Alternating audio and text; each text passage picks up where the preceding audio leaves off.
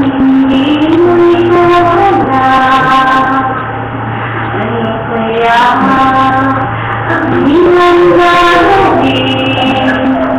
Ipagpatuloy mo ba ang iyong managaway?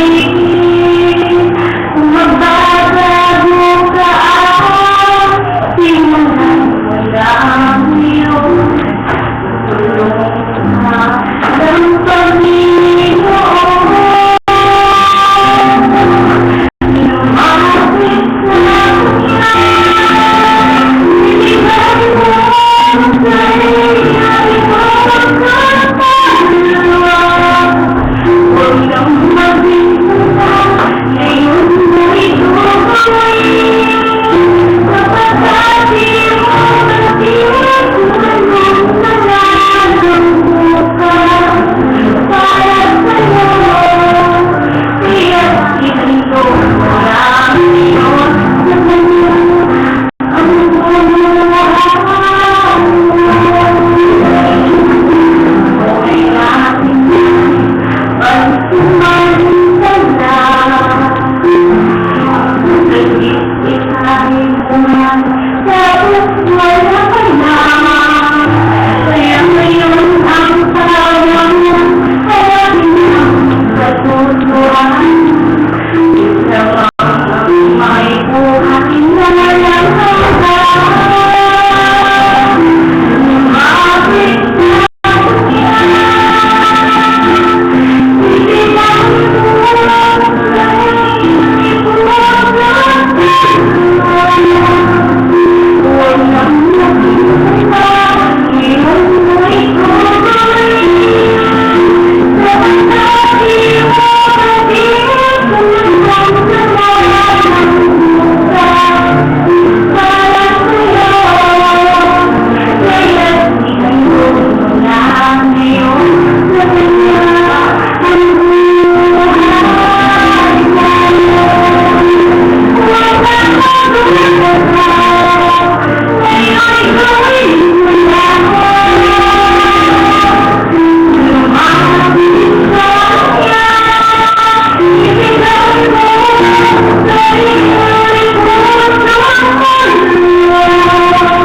Huwag nang magbinta, ngayon mo'y tuloy. Kapag di mo natiyatuan ng talagang bukas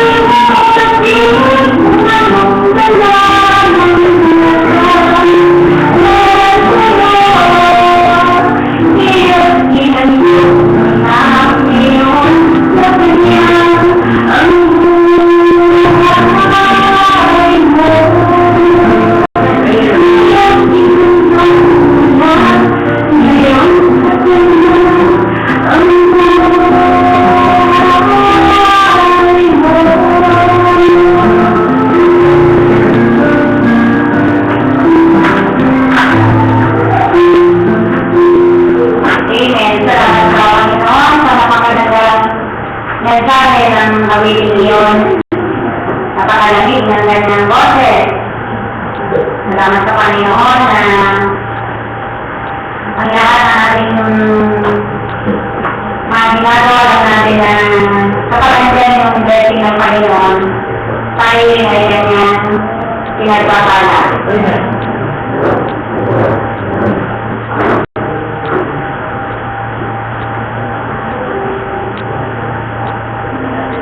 Dito nga po sa ating pag-aaralan sa hapong ito ay may pamagandaan Sophie's Will. Ano sa pag-aaral ito? Hindi makasariling pamumuhay. Sabi niya ito, kapag kasi kumahan na yung sa kanyang sarili, tumigayan ng natutulad ang mga pag-alipusta ng mga nagsisipag-alipusta sa iyo ay nakahulog sa akin. Ako'y naniniwala sa araw nito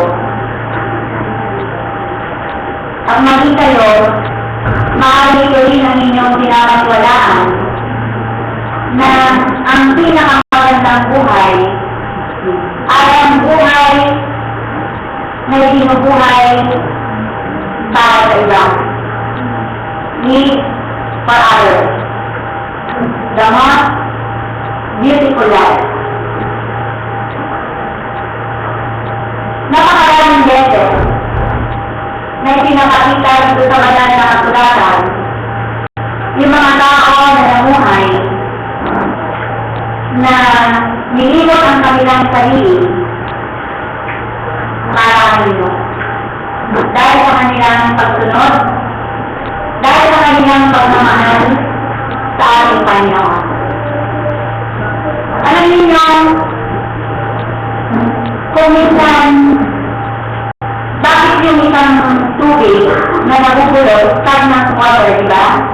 Bakit nabubulok yun? Bumarako, nangihiling, hindi maganda sa Panginoon. Ano ang nangyayari sa tubig na iyon? Di ko ba na-stuck ka? Matagal hindi gumagalaw? Wala kang outlet? Andun lang siya paikot-ikot eh. Kaya makakawin ka kasi hindi siya gumagalaw. Ganyan yung buhay ng isang tao na nabubuhay lamang para sa kanyang sarili. Kaya nga po,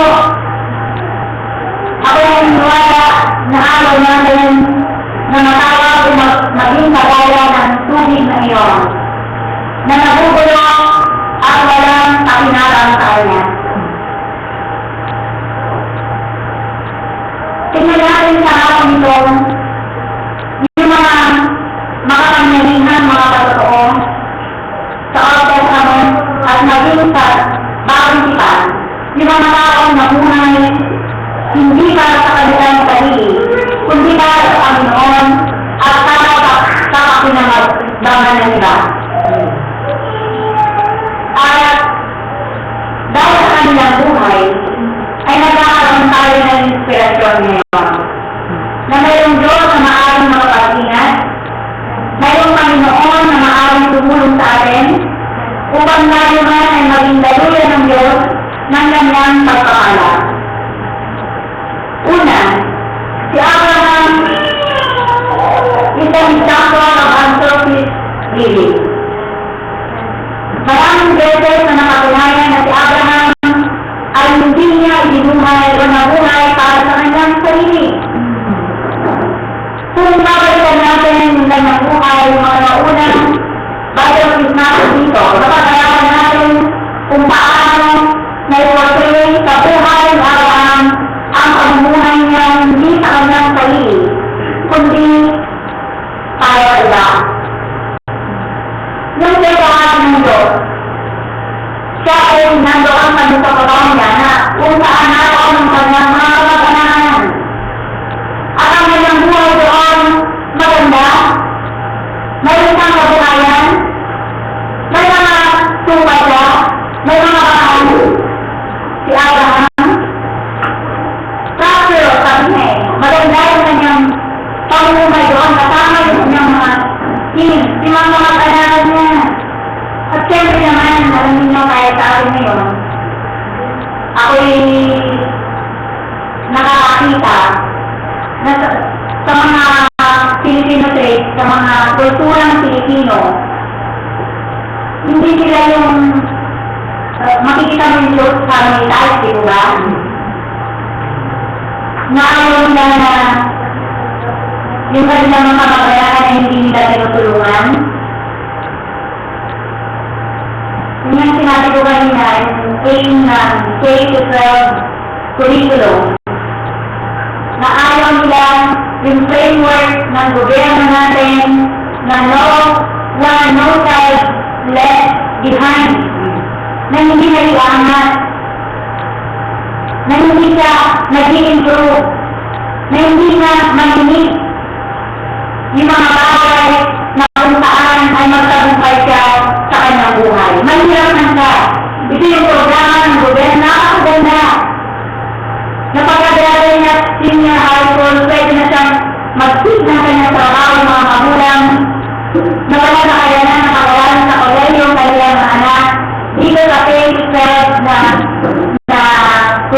ngayon na sinumumot na ibig na enhance ng gobyerno sa lahat ng mga mag-aaral ay para yan sa mga mag-iirap.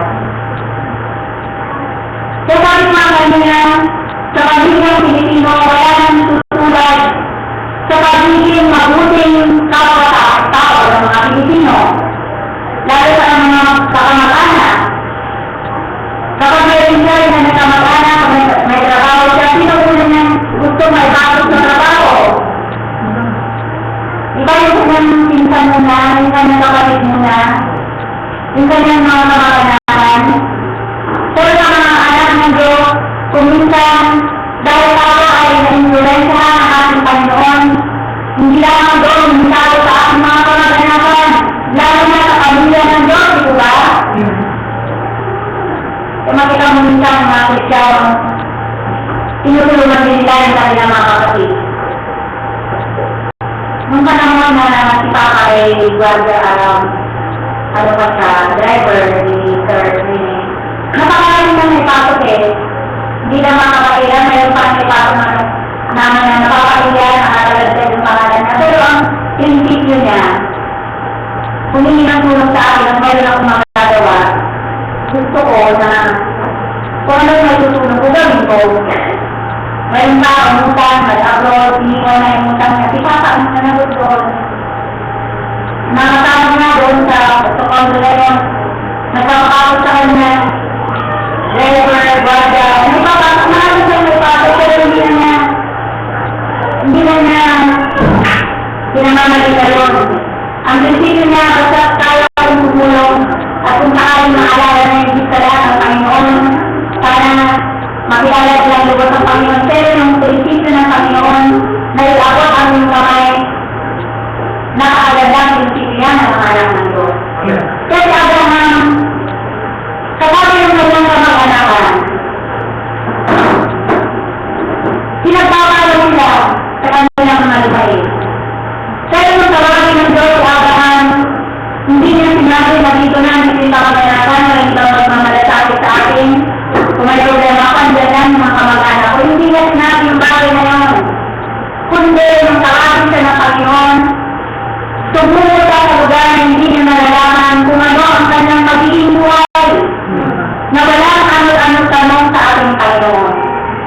Basta kamayan niya ang Diyos ang siyang tumatawag sa kanya. Sabi niya dito sa 13 verse 9, di ba ang buong lupain na nasa harap mo?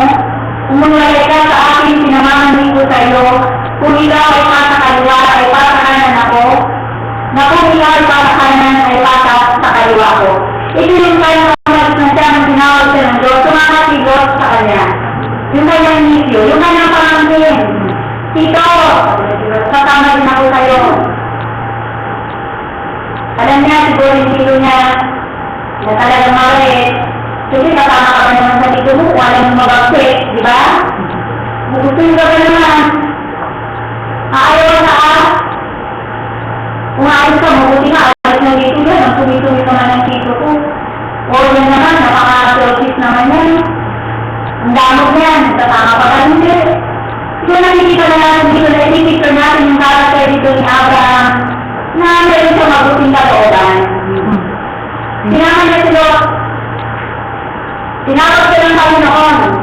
At alam po ninyo kapag ang Diyos ang siyang tumawag sa atin namin tuwal. Wala tayong dapat. Di ba kaya? Bakit? Sapagkat yung tumatawag sa atin, siya yung may-ari ng lahat. Yung wala pwedeng magkaroon. Ang mahalaga dito ay yung sunod kung ano yung giging niya para sa atin.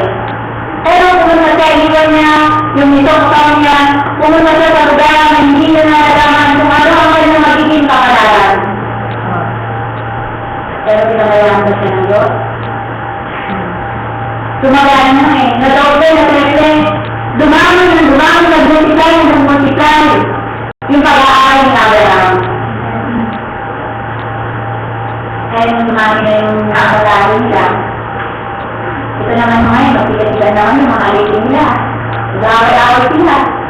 Hindi talaga nagpapasalamat sila kasi nagpapakto na sila, hindi naman madapat si Abraham. Nakakaamot sila ng mga blessing, nag-aaway sila. Ngayon, nakita rin ni Abraham.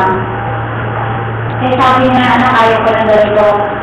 Alam niyo yung isang tunay na malakas, na lingkod, na alisin ang ating Panginoon. Walang nangangadyan, hindi kapayapaan sa kanyang buhay. Di ba rin na kayo mag-suffer? Di ba rin kayo mag-believe? Di ba rin kayo hindi kakain? Sa kakain mo anak mo, di ba mga anak? Sabi ka na natin, kumakain, magkalapang tayo. Ngayon na inuwi na natin pagkain. Gusto pa ng pagkain ko. Yung nanay, bibigyan pa. Di ba? Yan yung nanay, yung tatay rin. Yung sapatos, minsan na nakawin yung sapatos ng tatay. Tatay, ganda ng sapatos mo, daddy. Papa, bagay sa papo.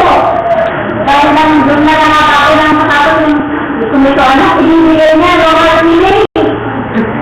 Di ba? Ganun yung mga anak ng Diyos. Ganun na mamuhay ang selfish living. Handang bigay, handang mag-sacrificio, handang iwanan yung kanyang sarili. Sabi niya, anak, kung nag-aaway na naman yung ating mga kaibigan, sabi niya, halika dito, mamili ka. Doon pala yung sinisito na doon, si Abraham, na mayroon ng pusong mapagbigay.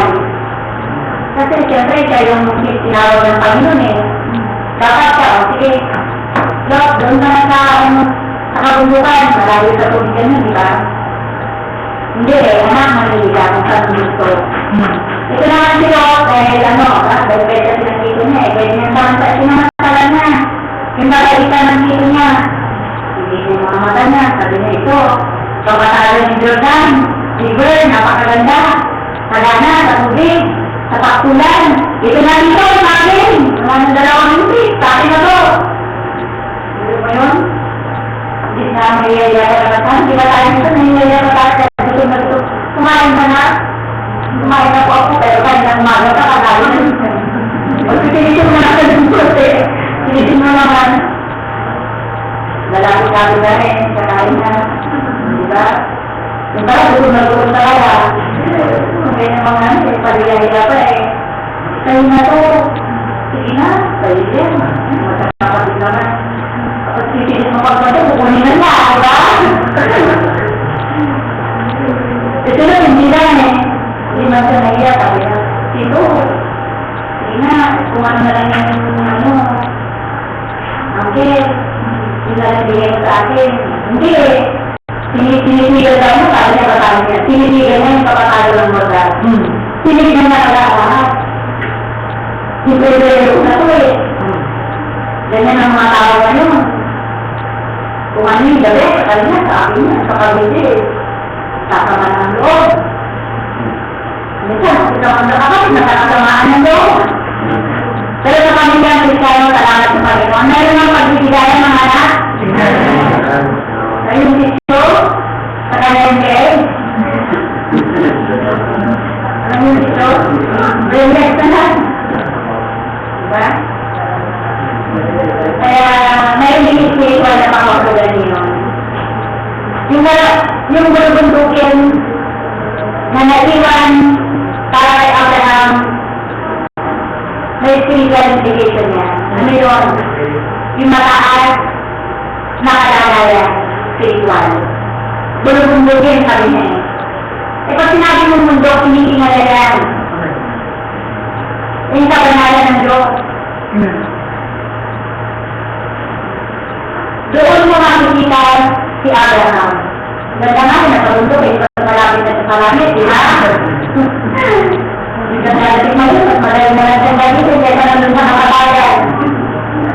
Pero ano nyo kung ano nangyari sa buhay nyo? Nakakaawa. Pinili niya yun eh. Pinili niya, yung nang tolda pa. Piniliwan niya doon sa, ano bang tawag yan? Boundary. Yung nakakalaman niya yung gumora, sa gumora, na nandun sa mga ano. Gusto terminal namin, ewan ko, Ang dami na ang lalambot ng mga katawan doon na picture ng mga lalaki. Ito na ba ang relation ngayon ng mga picture na model o yun? Parang hindi na, ano? Hindi na. Nakakahirap na. Siyempre, at picture, at ang model, at ang model sa rugit, time sa rugit, at ang example, tapos, titimutin mo na, time pa, nalalagyan mo siya. Kaya parang accepted na. Salamat mga anak, nakilala ng mga Panginoon. Nakilala niya siya. Siguro wala rin mga gaganon sa inyo. Meron akong estudyante ng preso. Si Nathaniel Bangka, alam mo? Nag-eleksyon. Kasama kang kumitila, sumambakan. Haba ng buhok, blandi ka. Muna ko nasulubong yun. Kasi tinuturuan ko sila. Kapag nagbaling, punta kayo ng Misyano. Kapag nagtumbol, punta kayo ng Misyano. Dalawa ng punta ng tao. Ng tao, gamit ng Misyano. Dalawa ng Misyano ng Diyos, babae o lalaki.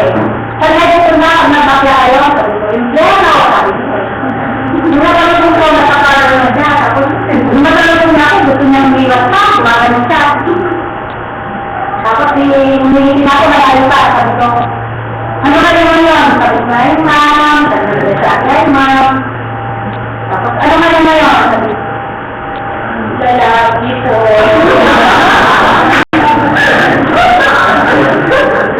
Hindi na maraming nabalit ko. Kasi gusto yung tawagin na girl. Nung tinanong ko, ano ka rin mo yun? Sabi ko, lalaki po. Kami,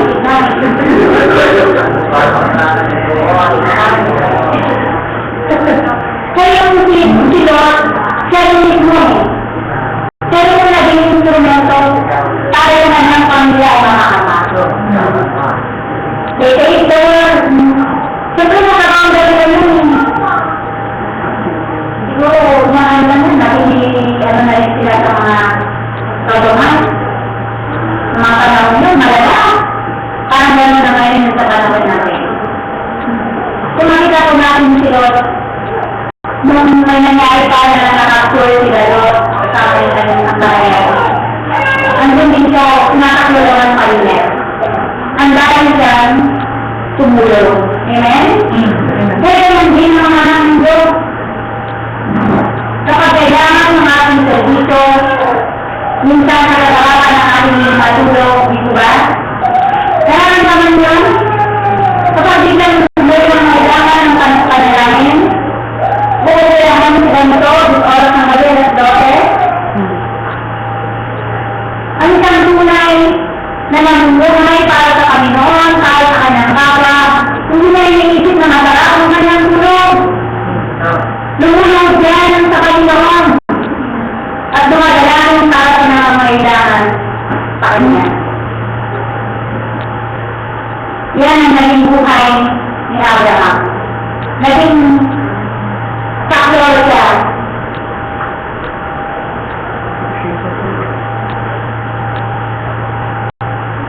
Kaya sabi na ito, alive that is manifested the Spirit of Christ.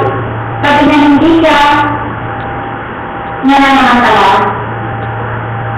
Alam niyo, kung yung mga naka-meet kay Pastor Ulong, yung mga iba, hindi na nadasan kung paano sila ng buhay. Kapag kailan yun, pinapakain ko na lahat sila. Ako, kumain na yan. Kapag nakita na nila na nakakain na lahat, saka naman nakakain na, kapag na lang, kasi parang nabubusog na sila na nakikita na nakakain na lahat. At nung mamahay siya, wala siyang hiniwan sa kanyang pamilya. Yung lote na nagiging niya sa kanyang pananahin, magaling naman niya. Binigay niya, nilagay niya sa pangalan ng iglesia ng Diyos. Yun ang pinakalain natin. Tanambahan ngayon. Kaya meron na, nag-portray ng buhay at marami pang iba. Kaya natin nasasabi na lang, sabi nga, kapag namatay daw ang tao, doon mo makikita yung pangalan ng iniwan niya. Kung sino siya. Maaalala mo siya sa kanyang ginawa. Kaya nga dito, ang buhay ng isang Kristiyano, it is a life of sharing. Kaya na ngayon, napakarami mo na ng talent, ang dami mo na ng kaagian sa gawain ng Panginoon. Ang dami mong pera, napakakulit ko naman. Isa na yung panloob, ganang pamasahe, di ba? Dahil naman ang panloob, pasal nakapunta sa gawain ng ating Panginoon. Tama ba ako, mga anak? Parang wala ng buhay kapag naubusan ng loob eh. Lalo na kayo pag nawala yung cellphone. Parang hindi na mabubuhay na normal ang tao na yun. Saka wala ng gadget. Pagtulog, pagkabi, ang cellphone, baka magtutok-tutok, baka may mag-step. Pagkainawa, nandun sa kabi, may cellphone, di ba rin, nagtutugon. Kabilang mga yung cellphone. Nag-i-review, yung makakapag-review ka, yung nag-cellphone, yung nire-review na. Baka iba yung nandoon sa cellphone, nabuka, no?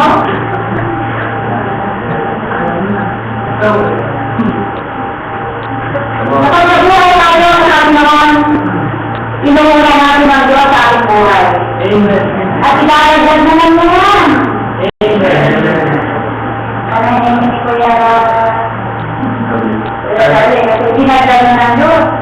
Hanggang ng prinsesa, prinsesa.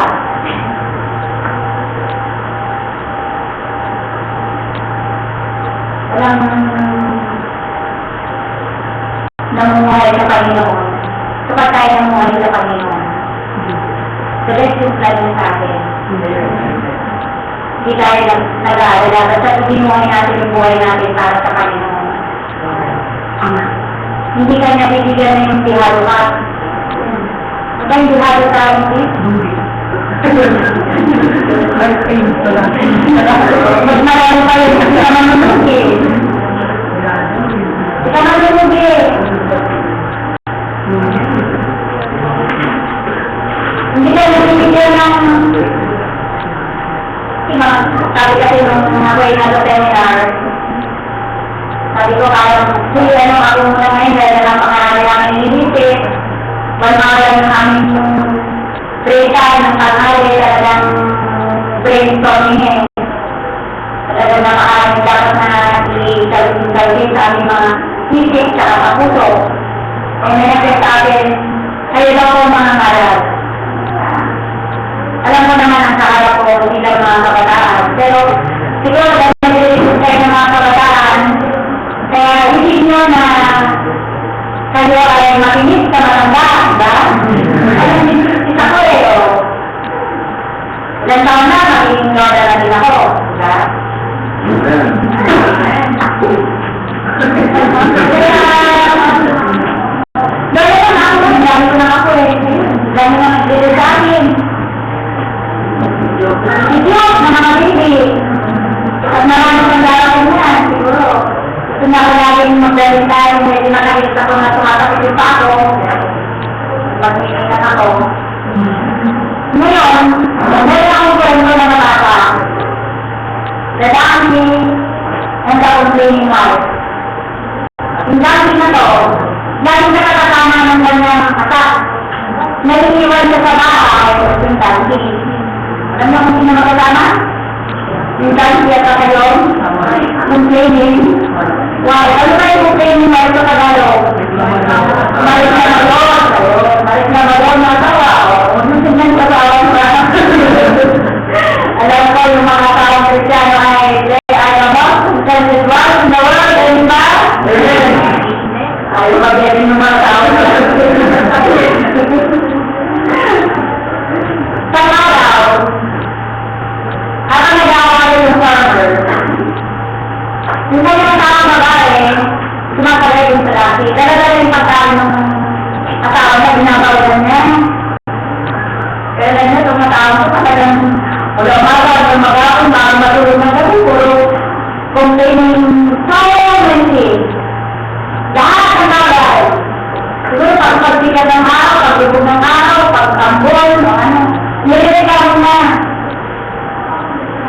nung kabibigay ka lang na yung ano, pagkain ng asawa, kakain pa lang yung asawa mo.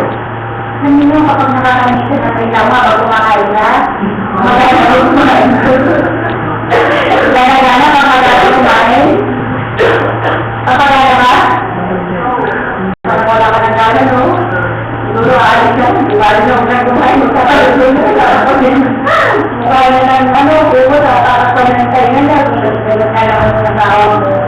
Kapag wala ka tayo ng gamit ng asawa na, ayan na! Dami-dami na yung luya mo. Eh yung dati, andun na sa kanila, nakatabi mo sa kanila. Kasi nakapos sila eh. Ano, nagalit na yung dati. Nagsisipan niya yung babae, ano namatay. Namatay sabi ko mo yung mga ayaw. Nangingibilan na parang nagkaroon na yung kami. Wala eh, nagkaroon ko yung mali. Pinatay naman niya. Kulit naman mo, pinatay na yung babae. Kaya nung general na, dalawa ng nagkawag isa, di ba? So noon, yung mga tao, yung kasi sila kawawa naman. Tapos pinilin ko, nabalitaan ng lahat na yung asawa niya ay namatay. Pinatay yung nalalan ng tangki. Namatagal yung panahon na nakakakamali. Tapos yung pastor, tinanong niya yung lalaki. Sabi niya, bakit yung mga tao lumalala sa'yo? Kapag yung unang tinatanong nila, hindi ka lang humiligo. Yung nakabiling ng tao yung lalaki. Tapos yung sunod na naman ng mga taong nakikipag-usap sa kanya, gumagaling siya. Gumagaling yung ulo niya. Sabi ko gano'n. Yung una daw, ano ba yung unang tanong? Tinatanong daw kung paano na natikisip pati sila na pinatay yung asawa niya, masakit daw yun, gano'n. Yung pangalawang tanong, ganito, hindi na rin kang bayutang din. Hindi ka nung malala.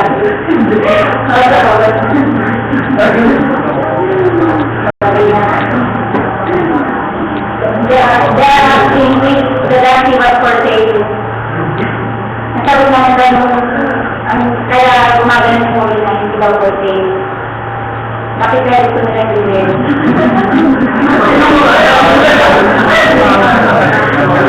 Kaya tayo ako na ng karanasan.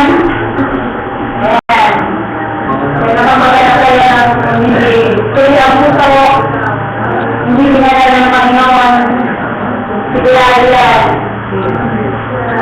Hindi complain na everything.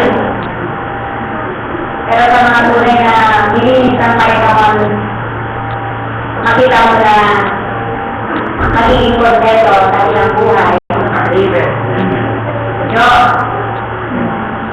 Kaya ako naman inumanda ng ganang sarili na maging kaibigan ng ating Panginoon. Isipin ba natin na maging kaibigan ng Panginoon? Ang tunay na kaibigan ay nagmamahal sa lahat ng panahon. Sino yun? Walang iba ang ating Diyos. Kasi na mag-Israel na kapag nagumay ka, sabi ko parang ang sakit. Kaya nung kumakanap ka sa kumbento sa Rizalaw, sinanda ka naman na yung one life. Sabi ni Sister Raquel, nalaman yung ginawa ng umiyak kasi kaniligilan ng matawa na ng kumbento sa Rizalaw. At tinawag na, only one life, how could it start? Only what's there for right to love. At yung asawa na naging kakagaling na nag-ikot sa Panginoon. Kaya nakita ko siya ulit ngayon, hindi naman siya nakasama ng kanila. At naging ako na talagang sumusunod siya sa standard ng pamumuhay na isang tunay na anak ng Diyos. Kaya pag naging kaibigan natin ng ating Panginoon, sa lahat ng panahon ng buhay, hindi lang natin sa kaibigan sa panahon na nananagana tayo. Kundi maging sa panahon na walang-wala tayo. Di po ba? Yung mga panahon na walang-wala tayo, hanggang ngayon, buhay pa naman tayo eh. Tumatambok-tambok pa ng isip natin galing na sa inyo. Pagkatapos ng service dito, pagkatapos dito, paglawag natin, ano na agad yung pagkain. Ito sa seminar namin na Lord Matilit, sabi mo mga may problema sa kanilang asawa, sabi na, mag-extend ako dito ng one month, sabi para makakabila, para buhay, sabi nila eh. Pag-gising na tama, hindi ka magbugas ka ng pinggan, tapos may nalakain sa'yo, rekon pa. Ayaw na nila masiruwe. Ako naman, uwi-uwi na ako, kaya rin ko kaya magpapaalam na ako. Kasi ano yung anak ko, mag-agayin niya. Mag-igayin siya, kasama yung maraming bagay doon. Pero may nakanda din, may mga video-video,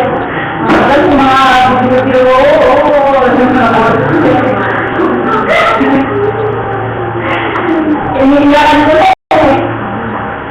Paiyakan pa, kaya natatakot ako ng Friday night eh. Natatakot ka pala kami ng Saturday. Ilang anong araw ako doon, nilapitan ko na isang supervisor. Sabi ko, may order. Sabi ko, sa isang kahit pa, siguro pinsilan yung okasyon na dalawahan niya na kailangan yung presence ko. Kahit sino maraan na tao, lalapitan ko, yun, mag-isip sa presence namin. Anak, turuan na akong mga nagsislero na yung mga bagbag ng drug namin. Sabi ko, sabi na, may pa to, meron na siyang text, kaya rin ako, talaga makabagbag ng namin talaga. Binigay ko rin sa ministro sa presence. Mag-iisip sa talaga na ako. Pero kayo, manilang na ako eh. Manilang na ako sa kanya naman. Kasi ayaw na nila yung magpalabas, ang daming tumalakas eh. Yung mga reading na maliit, tumalakas pa rin yung TV nila. Pero tumalakas ka na ako, kumalakas ng mali, hindi na sisita. Kaya nung malakas, sabi ko, ready ka na nila, uwi din ako, kumakita yung anak ko. Mamaya-maya, hindi na supervisor, hindi pwedeng umalis. Wala na, hindi na ako nakauwi. Pero nung kahapon, Friday night, nakauwi na ako sa aking pamilya. Nakita ko yung performance ng ating ina. Salamat sa Panginoon. Sabi ko, thankful ako sa Panginoon kasi nakapag-aral siya. Mabuti ang Panginoon, di ba? Kahit simpleng bagay, nagpapasalamat tayo. Hindi yung yun lang ka. Sa mga lahat ng ginagawa ng Panginoon sa buhay natin, si thankful, mayroon ng pamilya, mayroon ng asawa, huwag mong bibigin yung ganti. Pamilya Kristiyano, kung pinakanakaya, pamilya, mga kapatid. Kaya kung bakit, saka halimbawa, na nabuhay na ang Turkish living. Alam niyo na, kung bakit ka ng story na, dinasa siya ng kanyang mga kapatid, silang puso na, ano ba yung pinagpapalit niya? Shaker ka? 30? Oo. Tapos, dahil sa kasama ng Panginoon, naging pangalawang tao siya sa Kristo. At yung pala, yun yung pangunahing biyaya ng Diyos sa kanya. Para ihanda siya sa darating ng matang gulo. Taggulo. Kaya nung yung mga kapatid niya, takot na takot kasi ang mga ginawa nila eh. Di ko ba? Ang ganda naman hanggang pinakakita niya kung ano lalagay sa lagayan ng tao. Kaya yung mga kapatid niya, makakita niya na yan na, sunod na niya ng mga kapatid, parang yung puso niya nag-aaral na ng talagang natin na sabi sa kanya mga kapatid. Tapos nung nalaman niya na sinuso na si Joseph na nakaliyo na kanilang kapatid, natakot sila, di ba? Yan naman ang talagang reaction eh. Kapag hindi nakagawa ng hindi maganda sa ginagawa, unang sa lahat ay mararamdaman. Takot. Pero alam niyo yung sinawin yun, si Joseph. Hindi niya sinumba. Hindi na natin pagkakakauli na ito, magkakayo lahat, from head to foot, mula sa pangalan, hanggang sa bunso ng dahil tata, kuya Rodel, at saka si bunso nila doon. Sabi natin, sa hindi kasama sa namin yun, dahil Yudara, yung gusto nila. Yung hindi yung pinaka-bago na Rute. Ayan, nandiyan na sila. Pero alam nyo, agad-agad sinabi nyo, kayo matakot. Sinalma na sila. Kaya ganyan ang mga pulo lang. Yung mga nakakot ng pag-ibig ng aking Panginoon. Nakalaman kung minsan makakay may magkakawa na siya, may ganti yung kanyang kapilan, kung may pamukha, yung mga ginawa sa kanya. Noon sa pinakawasin mo ako ngayon, ako na ang pangalawang tao dito. Dahil hindi niya ginawa ng tao ngayon. Pero sa pangikutan, nakikita ko yung tao ngayon. Yung mga hindi nalilit ang puso. Yung mga hindi nakakawal ng ating Panginoon. Tinagdaman ko, sa yung bro, Tacloban, napakaganda niya. Pero yung makahirap ng buhay siya eh. Yung mga iba ang kapatid niya kung saan itinananan doon sa garahe ng mga Romualdez, Norberto Romualdez. Kaya yung now, kami speaker noon, panahon na yun. Ang nakakahirap ng buhay niya, nag-drog ko yung mga kapatid niya, nakakasakit. Lumaki lang siya doon sa garahe. At nakakayanan nito ang sinagam mo sa kanyang siyahin, nakawin Norberto Romualdez, ang niya na mayaman. Kaya yung siya naman yung yumaman na napangatawan ni Marcos, hindi na rin si Marcos, hindi na rin niya tumisaw. No matter anong background eh, kinakatayan niya sa bago, may kasama niya yung judge. Diyan yung nila na doon siya, nagkakataw sa Morang Park, doon siya, nadadala yung judge na magkakataw sa kanya. Ayun, hindi na lang na, kinakamatali yung senador. Nung sumabot ka na presidente, nanalita na siya. Presidenta, kasi nilita. Naging mayaman. Nang nangyayang presidenta, hindi mo, pumula pa rin doon noon. Yung nakaraw na tama, 1.7 million dollar, nakaraw niya. Nagkaan yung sinila ulit. Nung nawalitan ka niya doon, gusto niya mararato na. Kaya nung nag-iram na yung mga Romualdez, kinalala ng kapatid niya eh. Dahil ng mga kapatid niya, umakot sa politika. Yung Romualdez, nag-iram siya eh. Kinalala niya, yung tao-tao, yung mga kamag-anakan ng Romualdez na kamag-anak niya. Kaya yung mga namatay na yung kanya ni Romualdez. Kaya hindi nga lang niya, hindi siya sa Tacloban. Sa kanyang sinilangan ng pang-sinilangan. Katawang sa rin kung kaya ako. Bakit? Wala lang. Isa nilikaw ka lang hinihingi. Nagsawa lang parang hindi yung kamay ng tawag. Yung angkay niya. Wala kang pinilay sa Manila. Hindi na binigyan. Hindi na binigyan. Kasama yun, nakapala na yun. Noon, hinapin ako. Kaya naman ako ngayon. Pero si Joseph, sobra, hindi na ako sa kanya, kakalik-kalikan, diba? Sobrang kakalik-kalikan. Nalilang ko siya, wala siya sa kampe. Sobra, wala siyang yung kultura, nagap niya yung kultura nandun, kakaiba siya. Magitan niya, manindigan sa kanyang pananampalataya. Pero then, wala na yung mga kapatid niya. Very sorry na sila. Pero sabi niya, kung sa'yo ganyan, sabi niya, napakakapitid niya, sabi niya, kung hindi ng mga galing. Kaya ako, sinayututan ng Diyos na makarating dito para iladya ako kayo sa dating nakagutom. Upang lahat tayo ay hindi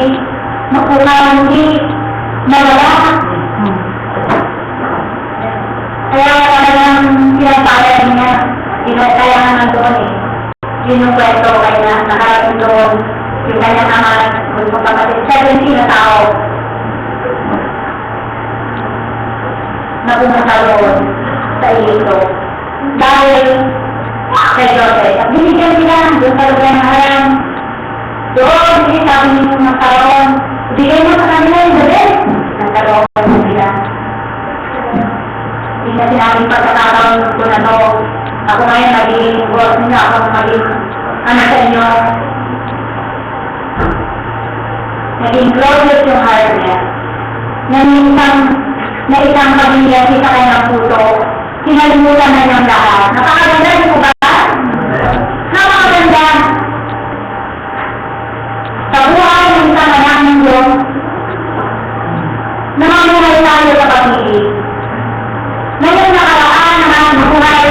isipin natin na maaaring yung naging pag-aawit ng Diyos para lalong maging Diyos sa Kanya. Para lalong mag-iwala sa ating Panginoon. Huwag nang sisisihin yung mga taong ganito, ganito kasi, ganyan kasi. Iwasan na namin yung bagay na yun. Ang mahalaga, ang namin, na yan ang Panginoon, o ang aming Diyos at nagsilingkuran. At alam niya kung ano yung nakakabuti sa atin. Alam din niya kung ano ito.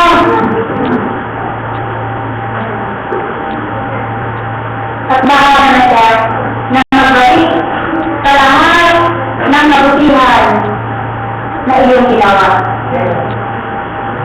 Ganun ang ginawa ng Panginoon kay Joseph. Hindi siya iwanan na magsikan ng ating Panginoon. Kung ang Diyos ay tumasa atin, sino ang nawala sa atin? Kaya maganda maging kakampi natin ng Diyos. Hindi tayo mamanong ng mga kakampi natin. Amen? Kampihan mo ako, inagya ako. Diyos, hindi. Wala mo na kampi, tayo ng Diyos at kakampi ng buhay niya. Kaya nakita natin kung ginatulog ang Panginoon sa kanyang buhay. Sinamahan siya. Sinagpawal siya. Ginawa ng pangalawang tao doon sa Egipto. Ito maganda? Mga anak? Maganda kasama niya ang ating Panginoon. Kanyang mga pangarap. Tama niyo ba siya? Hindi ka pandasal lang na? Hindi ka pandasal. Sa kanyang bisita, welcome me. Amen ba? Pag tinakan mo to, yung maglalagala na ng mga isa sa harapang mo. Para siwan tamad. Sarap tayo ng bayaran, kailan tayo maulog. Kinakapan lang na yung bayaran. Sa kanalit kaya yan, sukukan nyo. Kinakapan mo mabutin yung bayaran, kinakapan lang na. Hindi malalagay yun, mga blessing na yan sa atin. Ang bless, na talagang maghirapan natin ng bagay na yan. Kaya kapag naghirapan yung isang bagay, nakakaiyak yan, naghihirap mo. Nakakaiyak na mawala kayo. Dahil dinaka ang salvation ng naligtasan. Nakamawakan namin mabuti kayo na yung sinilitasan yan. Meron nag-aaman na yan. Nakakabigil ka tayo na alam mawala yan, yung salvation na yan. Walang daod ang ating Panginoon. Yan yung pinangawakan ni Joseph ng panahon na marami siya sa kanyang mga mahal na buhay. At ating ang Panginoon. Huwag siya. Sinumag siya. Nagtalumpay siya. Yung kanyang Diyos, hindi siya naglingkod sa isang Diyos. Hindi siya nagtaksin sa ating Panginoon. Nagawa natin sa siya. Kaya tayo ay magkatayo sa pagkatayo ng Panginoon. Hindi sana sana kung marami na kami dito, hindi sana ako natalo ng Diablo. Isipin niyo si Joseph. Hindi dahil ang dami-dami nyo, marami nang tatanggol sa atin. Hindi nila kaya yan. Ang kaibigan natin ang aming Panginoon, yan ang ating dalawang tanggol. Yan nakakala ng lahat sa atin. Isang araw, makikita natin na sana walang umiiyak-iyak na sana nung nagilig ako sa payo ng nanay ng tatay ko. Sana nagilig ako sa mga pangalan. Hindi tayo yung uuwi o uuwing duhaan. Sabi na yun ko sa mga kabataan eh. Hindi ka uuwing duhaan. Bakit pa kailangan ka maging duhaan? Maganda pinumuduwa ka sa Panginoon sa kagalakan. Amen? Hindi yung uuwi ka duhaan dahil matikat ang mulo mo o ikaw ay napratrate, nabigo sa lahat ng mga bagay. Ayaw ng Panginoon na mangyari ka sa inyo yung bagay ninyo. Bakit? Andyan na yung pakanan sila ng Diyos. Pakinggan sila ang pinig ng Panginoon. Huwag yung iwalayan ang salita ng Panginoon. Sabi niyo, mga aklat na ito ay huwag na huwag.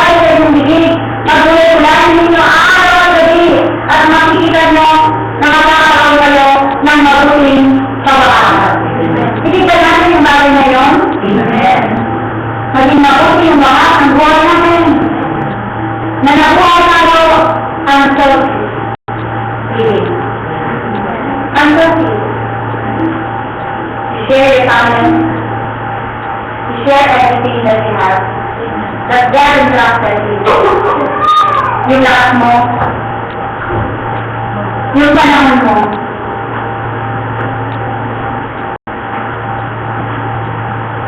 Kaya nasabi sa kanya namin, walang po tayong sarili ninyo.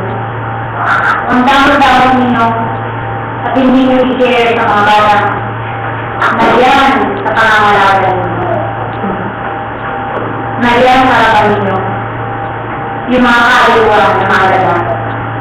At hindi ka rotation pa na magandang rotation na nanonood lang na if you think 1 year ahead, plan right. Bata niyo? If you think 10 years ahead, plan 3. Plan 3. If you think 100 years from now, okay, make yourself sa mga kristiyano. Pag-isipin pa natin, wala na tayo namumuta pa yung ating buhay. Diba maganda? Na hindi lang tayo nabulay ng iglap, kundi nakakaalala pa rin tayo na mayroong isang beta na nag-share ng kanyang buhay. Mayroong isang Daniel na nag-share ng kanyang buhay. Mayroong tayo Philip na nag-share ng kanyang buhay. Mayroong tayo na nagbigay ng kanyang buhay ito. At bawat isa. Hindi na natin isipin yung nakakarami. Kung ano lang naman yung binigay ng Diyos, yun lang naman nasabi sa akin. Hindi naman gano'n ng Panginoon. Dahil magkalit yung sabi na yan. If you share willingly. Willingly. Willingly. Dahil ito. Na wala tingin tayo nakakalit. Dahil gawin na ng Diyos. Ang araw. Bakit naman yan ng Diyos sa atin? Sana mga minamahal, yung dalawang example natin na pag-aralan si Abraham, si Joseph at marami pang iba na namuhay para sa kanilang kapwa, para sa Diyos. Yun sana ang inigate natin. Inigate natin. Pag natin isipin ng mga tumalikod, ang isipin natin yung mga nagkakalumpay ng mga Kristiyano. Ang isipin natin yung mga talagang ibigay, yung mga nagtulog sa gawain ng ating Panginoon. No matter what, naiintigan ng buhay na marami. Kaya rin na ng mga kayang pamilya. Simple lang yung buhay mo. Hindi mo nabili yung pangalan ng bahay, wala naman. Pero sa yung buhay naman, naging satisfied ka. Naging maganda ang mong pamilya. Kasama kayo nagbibingkod sa Panginoon. Nag-share mo yung talent mo sa iba. Nag-share mo ang ano, mayroon tayo sa gawain ng ating Panginoon. Yan ang dali. Yun lang ang namin ng Panginoon. Sa bawal sa atin. Salamat sa Panginoon. Sa naibin niyo sa amin yan. Nawa na yung iniwan ng Panginoon. Sa aming mga puso. Dahil nawala tayo kayo, sa aming magpapagod, Panginoon. Hindi natin sa bawal na ilan.